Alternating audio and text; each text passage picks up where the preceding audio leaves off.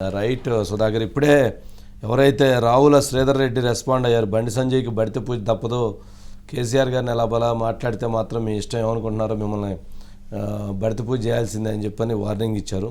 But అధినాయకత్వం వైపు నుంచి రెస్పాండ్ కావట్లేదు. బండి సంజయ్ మాట్లాడితే దానికి హరీష్ గారు, కవితో, కేటీఆర్ వచ్చినట్టున్నాడు లండన్ నుంచి. రాలేదా? రేపు వస్తాడు సార్. రేపు వస్తాడు. ఎవరో ఒకరు ఆ స్థాయిలో మాట్లాడితే బాగుంటుందేమో అని అభిప్రాయం ఉంటుంది. సరే అయితే రైట్ సుధాకర్. నెక్స్ట్ అండి, చంద్రబాబు, పవన్, కేసీఆర్, జగన్ ఢిల్లీకి ఎవరి కోసం ఎవరు? సుధాకర్ ఉన్నటువంటి సుధాకర్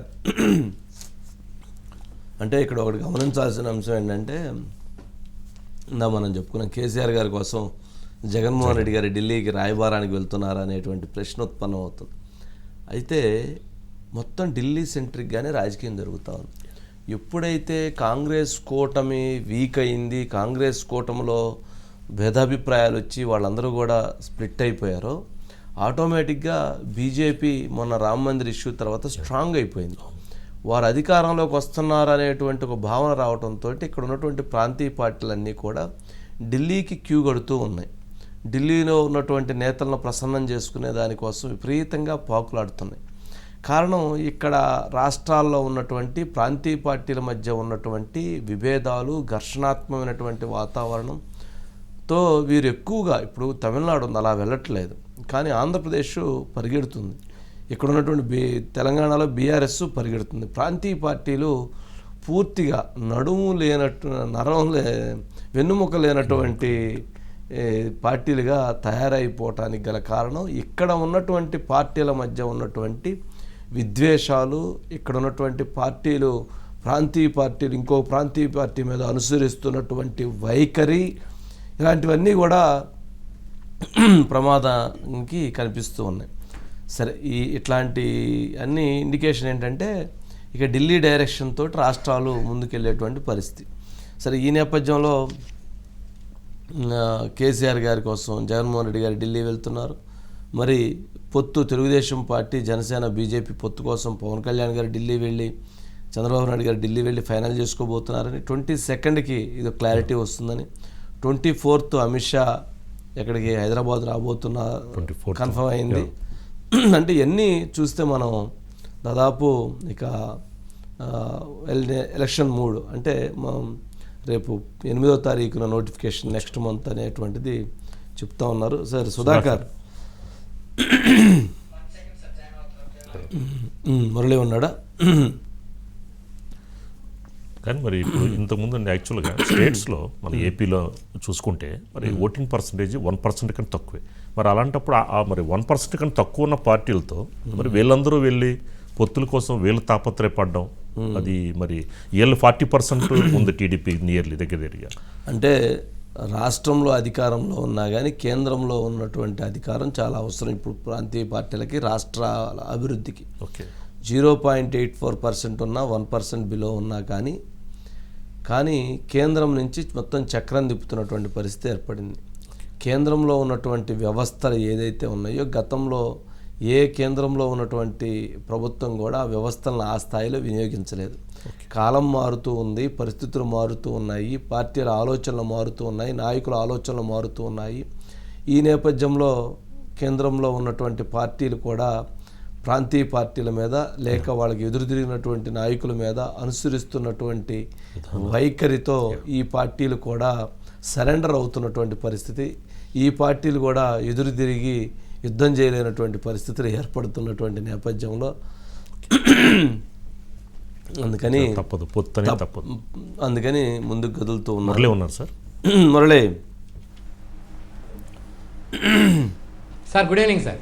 గుడ్ ఈవినింగ్ మురళి. ఏంటి జగన్మోహన్ రెడ్డి గారు ఢిల్లీ అపాయింట్మెంట్ కోరారా ఏంటి? అసలు కేసీఆర్ గారి కోసమా, లేక చంద్రబాబు నాయుడు గారు, పవన్ కళ్యాణ్ గారు పొత్తు వద్దని చెప్పడం కోసమా, లేక నేను ఎన్డీఏలోకి వస్తానని చెప్పడం కోసమా, నేను కేసీఆర్ గారు కలిసి ఎన్డీఏలోకి వస్తామని చెప్పడం కోసమా, లేదా ఏంటి, ఏమై ఉంటుంది ఏంటి? అసలు ఉన్న ఇంటర్నల్ సమాచారం ఏంటి మురళి?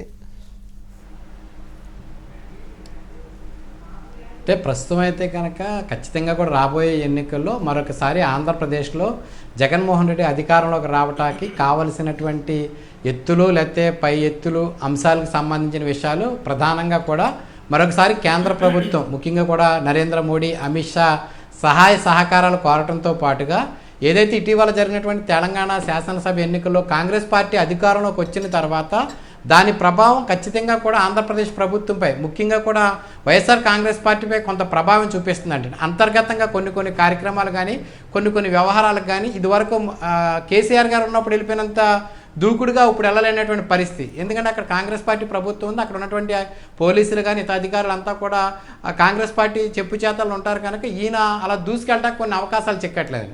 సో ఈ నేపథ్యంలో ఎన్డీఏలోకి వెళ్తాకి బాగుంటుందా బాగోదని అంటే కనుక ఖచ్చితంగా కూడా జగన్మోహన్ రెడ్డి గారు ఈసారికి ఎన్డీఏలోకి వెళ్ళే అవకాశాలు అయితే పెద్దగా కనిపించట్లేదు సార్. ఎందుకంటే ఆయన ఇంకా చాలా ధైర్యంగా ఖచ్చితంగా మేమే గెలుస్తాం, మళ్ళీ మేమే అధికారంలోకి వస్తాం, మాకు 25 స్థానాలు వస్తాయి, ఎంపీ స్థానాలు, భారతీయ జనతా పార్టీ మమ్మల్ని కోరుకుంటుందని ఒక ఫీల్లో ఉన్నారండి ఆయన. అందుకని ఆ అంశంలో ఆయన ఎన్డీఏలో చేరే అంశం పెద్దగా ప్రభావితం కాకపోవచ్చు కానీ సార్ కేసీఆర్ గారికి సంబంధించిన అంశం ఒక దూతగా అంటే కేసీఆర్ గారిని కలపటానికి చేసే ప్రయత్నంలో కూడా ఒక భాగమై ఉండొచ్చండి. రెండోది కేసీఆర్ గారి విషయం పక్కన పెడితే కనుక ముఖ్యంగా కూడా బీజేపీ, టీడీపీ, జనసేన కలిసి ప్రయాణం చేయడం అనేది ఇక లాంఛనమే అండి. దాదాపు ఒకటి అంతర్గతంగా జరగవలసిన అంశాలన్నీ కూడా చర్చకొచ్చినాయి కనుక ఇంకా లాంఛనమే కనుక దాన్ని ఏమైనా బ్రేక్ చేయడానికి ఒక అవకాశం ఉందా మరొకసారి ప్రయత్నం చివరి నిమిషంలో చివరి వరకు ప్రయత్నం చేసి కేంద్ర ప్రభుత్వంలో ఉన్నటువంటి అగ్రనేతల సహకారం టీడీపీ, జనసేనకు లేకపోతే కనుక ఖచ్చితంగా రాబోయే ఎన్నికల నిర్వహణకు సంబంధించి కానీ ప్రచార అంశాలకు సంబంధించి అన్ని అంశాలపై కూడా జగన్మోహన్ రెడ్డి గారు తనకున్నటువంటి అధికార అస్త్రాలు సంధిస్తారంటే ఎటువంటి సందేహం లేదండి. ఎందుకంటే ఈరోజు కూడా మనం కర్నూలులో చూసాం, మొన్న రాప్తాడులో చూసామండి. అంటే మీడియాపై కూడా దాడులకు తెగించారండి. అంటే ఇంక రాబోయే రోజులు ఎలా ఉండబోతుంది, అటువంటి వాటికి అడ్డుకట్ట వేయకుండా ఉంటారని కనుక మోడీ, అమిత్ షా సహకారం జగన్మోహన్ రెడ్డి గారికి ఉండాలి.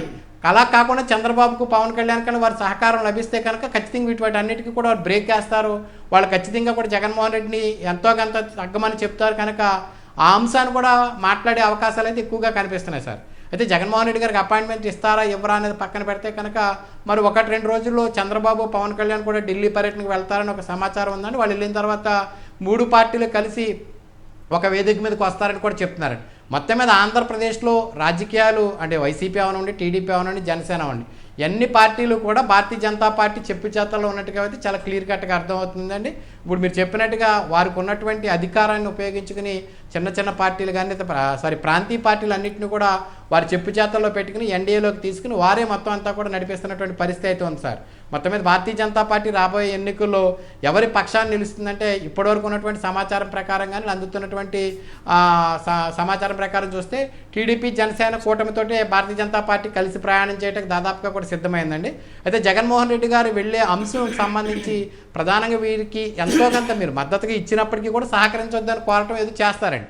అయితే అది భారతీయ జనతా పార్టీ ఎంతవరకు వింటుంది అనేది వేచి చూడాలి sir. Okay, right. Murali, Sudhakar ఉన్నట్టు. సుధాకర్ గారు ఇంకా జాయిన్ అవుతుంది సార్. అంటే ఇప్పటికే రేవంత్ రెడ్డి గారు ఢిల్లీలో ఉన్నారు, బట్టి విక్రమార్క గారు కూడా ఢిల్లీ వెళ్ళి ఉన్నారు, కేసీ వేణుగోపాల్ గారితో సమావేశం అయ్యింది. ఒకవైపు కాంగ్రెస్ వ్యూహాత్మకంగా వాళ్ళ పార్టీకి సంబంధించినటువంటి ప్లాన్ ఆఫ్ యాక్షన్ వాళ్ళు చేస్తున్నారు. ముఖ్యమంత్రి గారు ఢిల్లీలో ఉన్నారు, తెలంగాణ ముఖ్యమంత్రి గారు.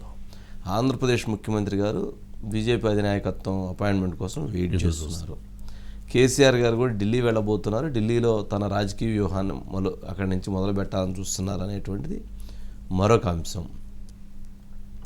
ఇక third one, fourth one, Chandrababu Naidu గారు, పవన్ కళ్యాణ్ గారు కూడా పొత్తుకు సంబంధించిన అంశం కోసం ఢిల్లీకి వెళ్ళడం కోసం వాళ్ళు వెయిటింగ్.